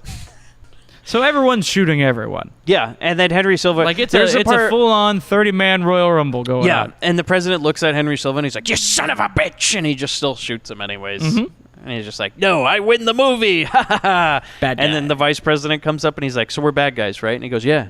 And he goes like, okay, well, I'm going to go be new president. And he goes, yeah, I bet you will. And he's like, well, I'll see you around, right? And they shake hands and he's like, yeah, sure. I'll see you around. Yeah. Yeah, yeah. How'd you get in that little Porsche, drive out of the Bronx in the middle of a firefight, huh? Yep. You can do that right now, huh? Go ahead. I'll watch you. A little further. Right? Little further. Okay, he started the car, right? Mm-hmm. He's driving away. Boom! He's dead. Oh, my God. But here's the thing. It's like so uneventful. Is now the vice president gets in his Porsche, he drives away, and then some man from a window just shoots him with a grenade. I think it's Strike, actually. I don't think it's a grenade launcher. I think it's just a shotgun from across the street. So, like, Strike shoots him with a shotgun. Much like the pistol that took out the helicopter. The guns we're using cheat codes. I'll tell you, though, those fucking German cars, right? Yeah. Is Porsche German? Because during the melee, a very similar looking gun, which I believe was just a regular ass shotgun, blew up one of these DAS bread trucks. Yeah. Like the Space Force bread truck got blown up by a shotgun from across the street. What kind of shells he got in this? Seriously. I mean, these are like Duke Nukem shells. Sean, really is. Sean from LooseRounds.com, our listener Sean, can you tell us, is there like a shotgun that could blow up a car with one shot? I mean, they used one in the Human Tornado. That's true. There is Sean, a if this is precedent. a thing, can you please make a video for us of you blowing up a Porsche with the shotgun? Don't worry, it's on the patrons. We'll buy you the Porsche. You can send us the video. Sean we'll Thompson, our reimburse you. personal Mythbusters. Yeah. The Thank you, Grindbin Sean. Mythbusters. He did Mythbust one of it for us a long, long time ago in Kinjite. He Sean Mythbusted. Thompson's the bin buster. Yeah, he did. He's the bin buster. So, Sean, let us know. We got to know, can you blow up a Porsche with a shotgun? Porsche, maybe, you know, because it's kind of a small car. Or something equivalent. Maybe, like, okay, here's what it is. Sean, we'll get you a Miata, all right? That's right. We're going to get you a Miata. Can we afford a shotgun? Look, you want a Miata, I get you a Miata. You know, I get you a Miata by 4 o'clock. He knows a guy who knows a guy You can who get knows a yourself guy who a doesn't Miata. lock his Miata. Drive down L.A., there's a Miata for sale. Trust me. There's at least 5. They're all over the place. Convertible or not, can it blow up with a shotgun? We need to know. Because I do like this. We look forward to your findings, Sean. The whole Duke Nukem special is he just goes blammo, and then this car blows up. And the thing is, like, there's no fanfare. There's nothing. The vice president's dead, right? Mm-hmm. No reaction. Everybody no-sells it. They're just like not like even with the audience, they just cut the explosion. They're like, you shouldn't even care. Like none of us should care. None of this matters. It's like because Enzo is like, this is a real like existential thing. Like at the end of it, he's just ending it. He's like, nothing matter in the whole world, everything done. He's like, man, can't have like a little bit of fun or something. Like the guy exploded. No. Because the next thing that happens is that Henry Silva gets in his bread truck and drives off. And guess what, Bobby? What happens? He just fucking blows up too. Oh shit! Trash just shoots him with one bullet. One bullet, and the whole bread truck explodes. Now, Sean, you don't need to bin bust this one because I already know that you can't blow up an entire armor car with one bullet from a handgun. That's true. And a couple things happened just before this. We've jumped ahead a little because Silva kills DeBlone. Yes. Oh, yes. I'm sorry. Again, in a totally no-sell, non-fanfare thing. We didn't. He kills Earring, man. Being the leader of the resistance, Nothing. He's gonna have a heroes now. He just gets. Yeah, I was like, oh, we're gonna get the big fight scene. Like, here's your pre-fight. You know, here's your mid-card, right? You're gonna get this fight scene. Okay. No. And at one point, Strike runs out of bullets in his magic gun, and so he turns it around, he swings it, and crushes this dude's skull with one swing. This thing is Mjolnir. Yeah, that was great though when he did that. I mean, by crushes this guy's skull, I of course mean the dummy. Oh yeah. But there is like there was a pinata with a wig that he hit with this thing. This is like the only time you get any sort of blood effect in this whole movie, which was weird. It's like the movie's almost over. They're like, we need something here, right? Like we bought that and everything. Enzo, are we not Italians? Maybe it was the cake. You know, it kind of looked like like they stuffed the remaining cake into a helmet, some sort of red velvet cake. Yeah, so they just basically Henry Silva just goes, I'm out of here. And so after he kills DeBlone, he hops in his bread truck, gets one shot with a pistol, and the bread truck explodes. Yeah, well, he does. He shoots Trash a la Nick Cage in Con Air as he shoots him in the arm. Trash no-sells it, blows up that bread truck. Total, again, non-fanfare. Everything doesn't matter. The world's over. Henry Silva blows up. We're really just getting the fuck out of here. Yeah, we are escaping from the Bronx. Yeah. Like, we've run out of story. We're just like, okay, everyone but Trash needs to die here. Yeah. Mostly. And then, like, basically the kid and Trash make up. Yeah, so everyone's dead. I guess that means that the Bronx is saved? Yeah, I guess. And there's a lot of people who aren't dead. Because the last scene of the movie is just Trash standing there. He's like holding his arm, like, "Ow, that hurt." And then Strike shows up and he's like, "Yeah, we're good. Guess we solved the movie, huh?" And the kid's like, "You should come with us, Trash," because they got to rebuild the Bronx. Now the Bronx belongs to them. Yeah. Trash just kind of gives him like a "fuck you" look. Yeah, basically, like the end of this movie is just like, "Hey, come with us." No credits. Yep, that's it. That is it. And the credits roll on this as Trash goes back to being a loner. Yep. And so does Enzo. Ugh. So that's what Escape becomes from of the the Bronx. brokenhearted. Bobby, do you recommend it? Honestly, I do. Especially if you've seen the first one. This has a lot of the... As we've discussed throughout this episode, the tone is not as fun. It's still a pretty fun movie, though. Just the way they handle the effects, the just bizarre... You can't predict what's going to happen next because they don't know. They're clearly just winging it. Oh, yeah. And, this is my... it's no secret. I've said this, when I called into the show as a fan. This is my favorite genre of film. The Italian post-apocalyptic movie. And so even the ones that are kind of dull are still right in that pocket for me. Still real to you. It's still real to me, damn it. What about you, Mike? This one is probably one of the worst Italian post-apocalyptic movies I've seen. You know what? Agreed. It is horrible. And it has none of the fun from the first Bronx Warriors, and it's boring. It has nothing going on. The action is weird is to be bored boring. watching people get blown up. The action's boring. Trash is boring. Everybody except for Henry Silva and Antonio Sabato. Yeah, is just boring. They're trying. They wish they were in a better movie. Yeah, I mean, I would say no. Like, I can't. Right, I so we can't got a recommend split it. Decision. Even if, like, here's the thing. It made me think less of the Bronx Warriors. Oh. Like, because it made me go, like, man. Because now you know where that story goes. They should have kept it with one, you know? It happens. It happens. It's like, maybe we should have just made one Jurassic Park, you know? Yeah, we're still learning that lesson. Maybe we didn't need 6. Do we need 7? No. But that's how I felt about it. I was just watching it being like, I missed the first one, and now this has put a soiled taste in my mouth, knowing that this was the lazy-ass follow-up to that first movie that had so much fun and color and energy and vibrance and Vic Morrow. No. So you hear that sound, Bobby? You know, I do. How do you think Bobby and DeVito fit in the world of Escape from the Bronx? Well, let me tell you, Mike. I think, as you know, with the culmination of this story, there's a power vacuum in the Bronx. The Bronx belongs to the people again, but who's going to lead? DeBlone's dead. Silva's dead. Everyone's dead. We hear that familiar sound. And in rolls our favorite van, and out jumps not just Bobby, not just DeVito, but Bobby DeVito and Corndog. Oh, he's back! With the club foot and everything. And they're returning the old ways back to the Bronx. They're all wearing orange poofs for hair. Oh, I love it. And the Bronx now belongs to the SAS, the Straight Arrow Studs, the newest gang to hit the Bronx. And they had to add the A in the middle of it. Oh, yeah. Or else it was going to be like real. They're like, we can't do that. Yeah, there was some Can't just call brainstorming. ourselves the Straight Studs, Bobby. You know what? Good note, Corndog. Good note. Welcome to the gang. Yeah, why do we add Arrow to it? The van is called the Straight Arrow, And I think it won't be long before we got color back, we got happiness back, and we got women. Women, Bobby. Women. They're back. They're back in the Bronx. Women are back in a big way. Not Thanks just to us. one who gets shot and another one who gets shot. No. So here's the thing. We know there is a president. We know there is a vice president. Yes, indeed. But what you didn't know was third in command. Secret benefactor. Yes, I feel like Bobby would take the reins of president and he goes, New York's going to be mine now. Whoa. And unfortunately, we're changing the name. Studsville, USA. Where all the buildings are shaped like phallic objects and all the car parks are shaped like woman parts. Where you could just drive in and... Now we're having people coming from New Mexico to move to Studsville. Yeah. It's just like Studsville is like a big, like a sex shop as a city. You know what I mean? Studsville's a state of mind, Mike. It really is. That's one of the refrigerator magnets they sell in the shop. They're like, sir, we don't think it's a good idea to paint every building yellow. He goes, well, we got other colors, and everything looks like some sort of neon nightmare.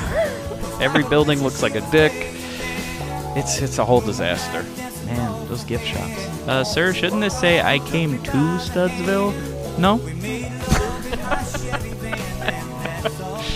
Yeah, the way you get in, the toll is you just open up that toll booth and he goes, "You understand?" And it just cuts to black. That's the last scene of the movie. Ooh, that's the is that post-credit stinger? Trash goes through a toll booth. He's finally going to leave the Bronx. And that window opens. And he just goes, "You understand?" And then it cuts to black. I like it. Directed by Enzo. yeah. Enzo latched onto the new boy, which is Bobby. Oh, Enzo's new man. Look at that physique. You think like any point during the movie he showed up with a new man on set? You know, and he's like, trying to parade him around. "He's the new man now." You Just ever like, heard of Michael Sopkiw? Oh no, that's the meeting. He's like, he's the new Mark Gregory. Oh man, they're on a trajectory. They're gonna fight. He didn't lose his body mass. He looks better than ever. And Mark's like, "I don't care. I don't care."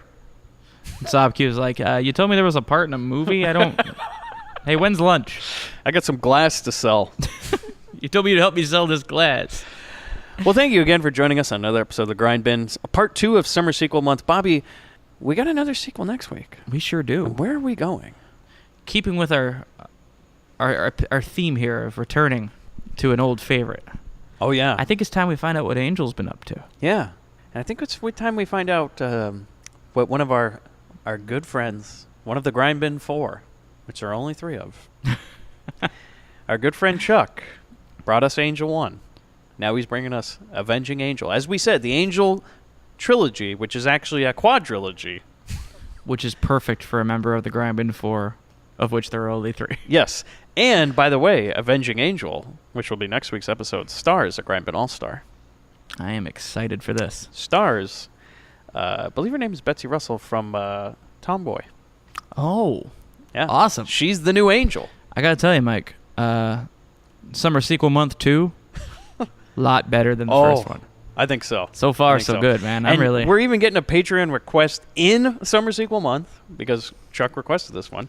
And the movies are much better. No Surf 2, no House 2. Oh, none of that bullshit. We're back. This is like Terminator 2. Yeah. Nothing's going to bring this month down. Nothing. Not a thing. Not even Death Wish 2. What? Oh, no. Welcome to Studsville. Hey, Bobby, I got the money.